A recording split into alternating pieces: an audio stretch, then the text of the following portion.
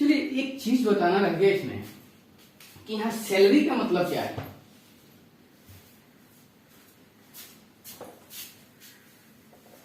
पूरे provident fund जो हमने पढ़ा उसमें सैलरी का मतलब क्या है। तो यहां सैलरी का मतलब है बेसिक सैलरी, ठीक है, plus DNS allowance. DNS allowance कौन सा, जो रिटायरमेंट बेनिफिट के लिए अवेलेबल है, सब्जेक्ट टू रिटायरमेंट बेनिफिट, मतलब इन टर्म्स वाला, सब्जेक्ट टू रिटायरमेंट बेनिफिट। और कमीशन, टर्न ओवर बेस्ड जो कमीशन है, turn over commission, turn over के परसेंटेज पे कोई कमीशन हो तो यहाँ सैलरी का मतलब है basic salary, DA in terms वाला, मतलब जो रिटायरमेंट बेनिफिट के लिए डीए अवेलेबल है वो उतना, और टर्न ओवर के आधार पे कोई कमीशन मिलता है तो, ठीक है।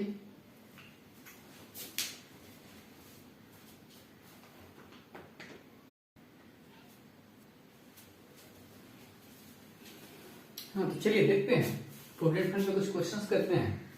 ये क्वेश्चन है, क्या बोल रहा है कि मिस्टर ए है जो रिटायर्ड हो रहा है दिसंबर 31, 2021 को, ठीक है, 25 साल का सर्विस करने के बाद उनके कुछ इनकम इन्वेस्टमेंट्स के बारे में बताया गया प्रीवियस ईयर 21-22 के लिए। क्या है, बेसिक पे 16,000 पर मंथ है, 9 महीना के लिए 1,44,000, ठीक है, क्योंकि दिसंबर 31 को रिटायर्ड हो रहे हैं तो 21-22 का डिटेल दिया है अप्रैल टू दिसंबर। डीए जो है वो 8,000 पर मंथ है तो 9 महीना के लिए 72,000 मिला है, जिसमें 50% इन टर्म्स वाला है, मतलब 50% जो है वो रिटायरमेंट बेनिफिट के लिए अवेलेबल है। लमसम पेमेंट रिसीव हुआ है उनको अनरिकॉग्नाइज्ड प्रोविडेंट फंड से, कितना रिसीव हुआ है, 6 लाख रुपया, उसका ब्रेकअप दिया हुआ है नीचे कैसे क्या। डिपॉजिट किया इसने पीपीएफ में 40,000 प्रीवियस ईयर 21 में। अब बोल रहा है जो इसको लमसम अमाउंट मिला यूआरपीएफ से, out of the amount received from URPF, मतलब अनरिकॉग्नाइज्ड प्रोविडेंट फंड, एम्प्लॉयर का कंट्रीब्यूशन है, ये 6 लाख है, इसमें एम्प्लॉयर का कंट्रीब्यूशन है 2,20,000, ठीक है, और एम्प्लॉयर के कंट्रीब्यूशन पे इंटरेस्ट मिला है 50,000, ठीक है, और एम्प्लॉय के कंट्रीब्यूशन है इस 6 लाख वाला में 2,50,000, और एम्प्लॉय के कंट्रीब्यूशन पे इंटरेस्ट है 60,000, ठीक है। अब बोल रहा है कि टैक्सेबल कितना होगा, जो अमाउंट रिसीव्ड हुआ है यूआरपीएफ से, अनरिकॉग्नाइज्ड फंड से जो अमाउंट रिसीव्ड हुआ है उसमें से टैक्सेबल कितना होगा। तो हमने वहां क्या पढ़ा था कि अनरिकॉग्नाइज्ड प्रोविडेंट फंड में जब रिटायरमेंट पे पेमेंट मिलता है, लमसम अमाउंट जो मिलता है हमको, एक्यूमुलेटेड बैलेंस जो मिलता है, उसमें क्या टैक्सेबल होता है, तो उसमें टैक्सेबल होता था जो एम्प्लॉय का कंट्रीब्यूशन था वो टैक्सेबल नहीं होता था क्योंकि वो ईटीसी के लिए एलिजिबल नहीं होता, और एम्प्लॉय के कंट्रीब्यूशन पे जो इंटरेस्ट था वो टैक्सेबल होता था इनकम फ्रॉम अदर सोर्सेज में, पता है, और जो एम्प्लॉय का कंट्रीब्यूशन और उस पर जो इंटरेस्ट है वो टैक्सेबल होता है किसमें, प्रॉफिट इन लिeu ऑफ सैलरी, मतलब सैलरी में, ठीक, देखते हैं।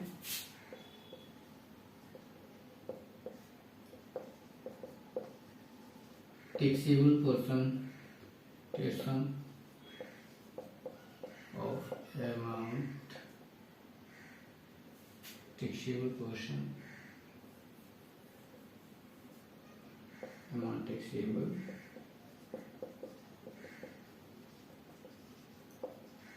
in the hand of Mr. A for assessment year 2022-23।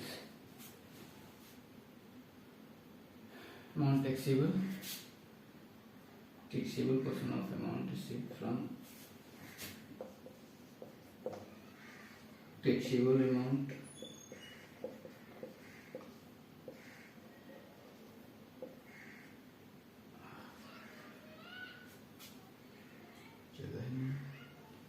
Taxable कितना होगा यूआरपीएफ से जो मिला,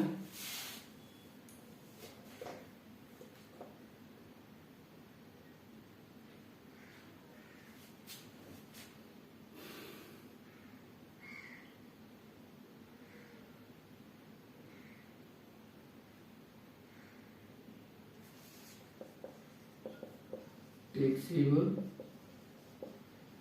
portion of amount received from unrecognized provident fund in the hand of Mr. A for assessment year 2022-23 चलते रहेगा। ठीक है, कितना होगा?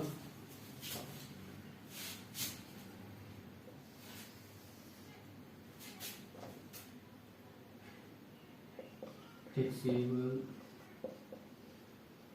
under the head salary. Profit in लिeu of salary में टिप्स होता है तो भी सैलरी में ही आता है, सैलरी के डेफिनेशन में कवर्ड है।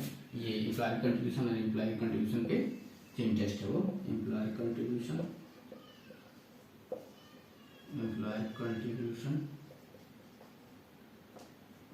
Interest on employer contribution.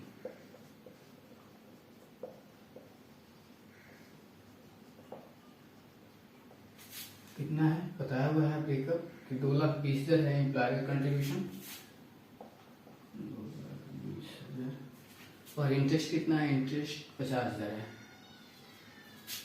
50,000। तो ये जो यूआरपीएफ से उसको अमाउंट मिला, मतलब प्रोविडेंट फंड से जो उसको अमाउंट मिला, तो उसमें जो शेयर था एम्प्लॉय कंट्रीब्यूशन का और उस पर जो इंटरेस्ट था वो टैक्सेबल हो गया सैलरी के अंदर 2,70,000 रुपया। अब क्या है, बाकी जो एम्प्लॉय की कंट्रीब्यूशन है वो टैक्सेबल, वो तो टैक्सेबल नहीं होगा, लेकिन जो उसमें इंटरेस्ट वो टैक्सेबल होगा। टैक्सेबल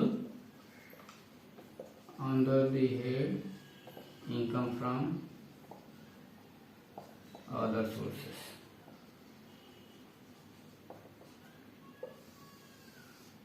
क्या होगा? इंटरेस्ट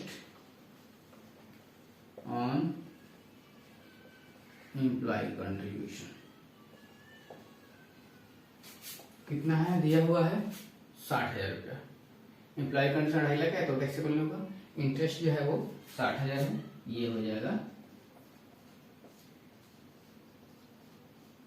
टोटल कितना टैक्सेबल हो गया? टोटल टैक्सेबल हो गया 270 और 60 330, टोटल 3,30,000 रुपये टैक्सेबल हो गया। ठीक है, तो जो ये लमसम अमाउंट उसको 6 लाख मिला, 6 लाख में जो एम्प्लॉयर कंट्रीब्यूशन था 2,20,000 और एम्प्लॉयर कंट्रीब्यूशन पे जो इंटरेस्ट था 50,000, ये 2,70,000 जो है वो सैलरी में टैक्सेबल होगा, सैलरी हेड में।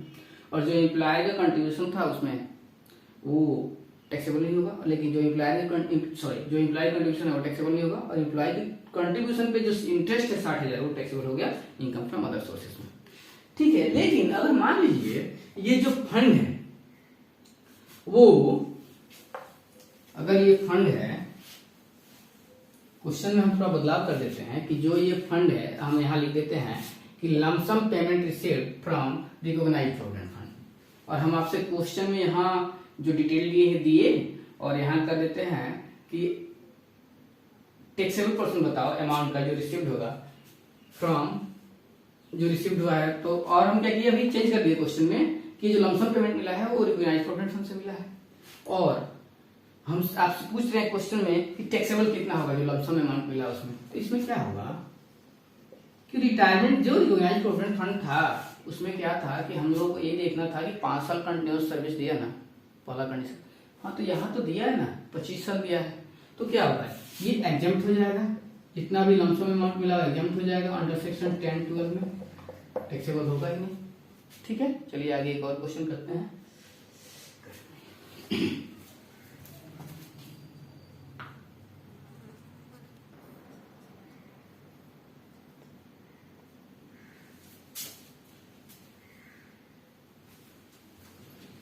चलिए एक और क्वेश्चन करते हैं हम इसमें।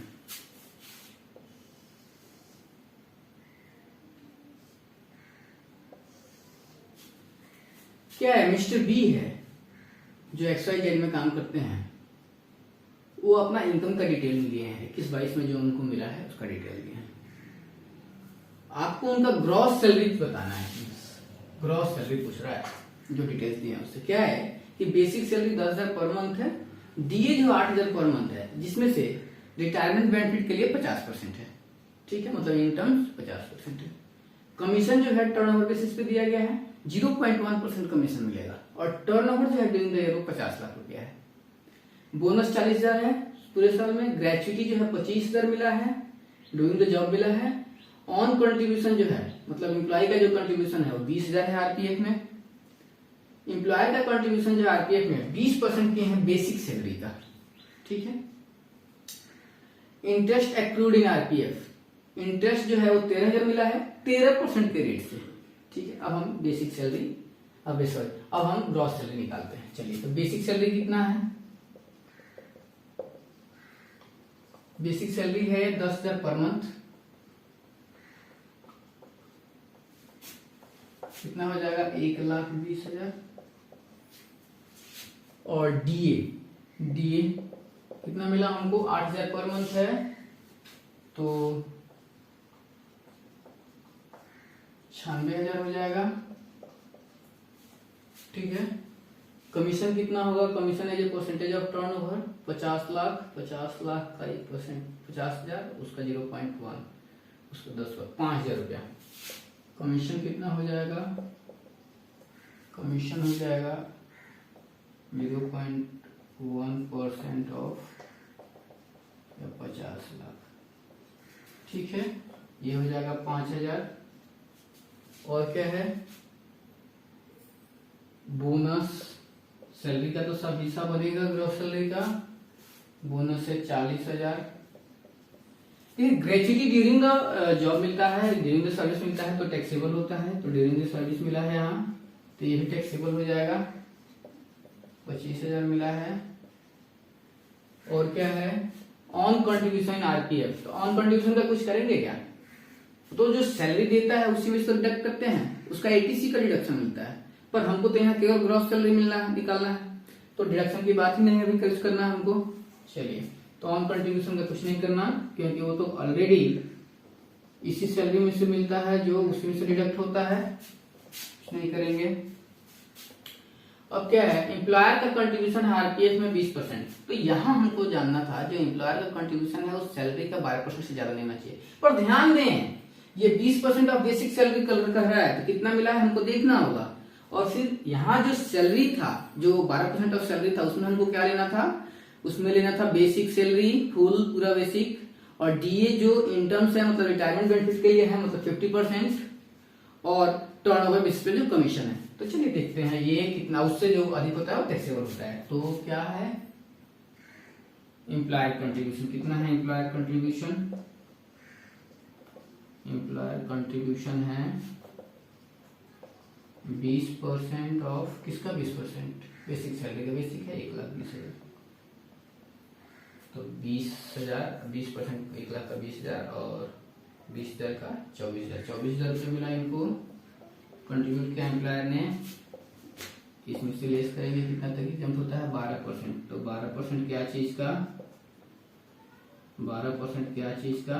12% लेंगे हम किसका? 1,20,000। पूरे साल में बेसिक मिला, बेसिक फुल लेना है, और हमको 50% लेना है, कि 50% है डीए रिटायरमेंट बेनिफिट के लिए है, तो ये हो जाएगा हमारा 48,000, और प्लस टर्नओवर कमीशन कितना है? 5,000। ये बनेगा हमारा सैलरी का पार्ट। तो ये कितना हो रहा है? 1,20,000 और 48,000, 1,68,000 और 5,000, 1,73,000 का 12%, 1,73 कैलकुलेटर चाहिए।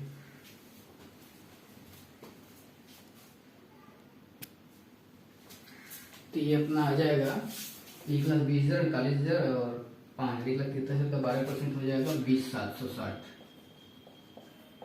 20,760 मतलब 3,240, तो 3,240 हो जाएगा यहाँ टैक्सेबल हमारा। 3,240 ये हो गया। और क्या है? बोनस,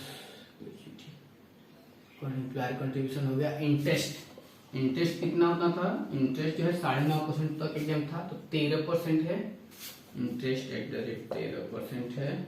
कितना है? 13,000 लेस एग्जाम्प्ट कितना होगा? एग्जाम्प्ट होगा एट द रेट 9.5%, तो ये हो जाएगा 9500। तो ये हो जाएगा 3500 रुपया, 3500 रुपया। तो ये हमारा टैक्सेबल होना, और कुछ है? और कुछ नहीं है। तो ये अमाउंट हमारा टैक्सेबल होगा। कितना हो जाएगा? ये हो जाएगा आपका,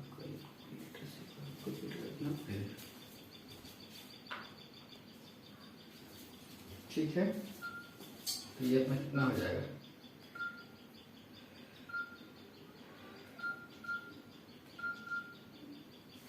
तो ये हो गया 24,000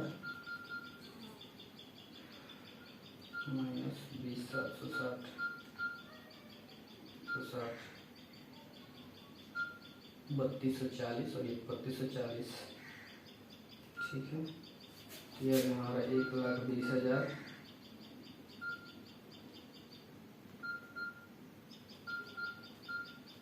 1,20,000 प्लस 96,000 प्लस 5,000 40,000 25,000 3240 और 3500, कितना हो गया? 2,92,740 हमारा 2,92,740 ग्रॉस सैलरी। तो ग्रॉस सैलरी कितना हुआ? 2,92,740 रुपया, ठीक है। बेसिक सैलरी पूरा ले लिए, डीए ले लिए, कमीशन ले लिए, बोनस ले लिए, ये सब पार्ट बनता है सैलरी का। ग्रेच्युटी ले लिए। ऑन कंट्रीब्यूशन जो था वो डिडक्शन का पार्ट है, एडीसी में डिडक्शन मिलता है, हमें केवल यहाँ ग्रॉस सैलरी निकालना है, तो उसका कुछ नहीं करेंगे, क्योंकि जो ऑन कंट्रीब्यूशन है वो तो सैलरी में ऐसे ही जुटा रहता है, उसका डिडक्शन अलग से मिलता है हमको। तो हमें यहाँ ग्रॉस सैलरी केवल निकालना है, डिडक्शन की बात नहीं कर रहा। चलिए, तो किसी का यहाँ बात नहीं कर रहा है। एम्प्लॉयर का कंट्रीब्यूशन 20% ऑफ बेसिक सैलरी है, जो 24,000 है। डिडक्शन कितना तक एग्जाम्प्ट होता है? जो सैलरी का यहाँ मीनिंग है उसका 12% तक जो करे तो एग्जाम्प्ट हो जाएगा। तो 12% कितना होगा? 1,20,000 बेसिक सैलरी पूरा लेते हैं जब सैलरी की बात करते हैं यहाँ, और डीए जो रिटायरमेंट बेनिफिट के लिए उतना लेते हैं, तो इसका 50% 48,000 96,000 का, और टर्न ओवर कमीशन पूरा लेते हैं जो 5,000 है। तो ये 1,20,000 48,000 5,000 पूरे साल में 1,73,000, उसका 12%। तो ये हो जाएगा 20,760 एग्जाम्प्ट हो जाएगा। तो 3,240 रुपया जो एक्सेस वाला है वो टैक्सेबल हो गया। फिर इंटरेस्ट जो है 9.5% तक एग्जाम्प्ट होता है, यहाँ 13% पे 13,000 है, तो 9.5% तक तो 95 होता है, 95 से एग्जाम्प्ट, इसके अधिक है वो टैक्सेबल हो गया 3,500। तो ग्रॉस सैलरी हो गया 2,92,740। Okay, good.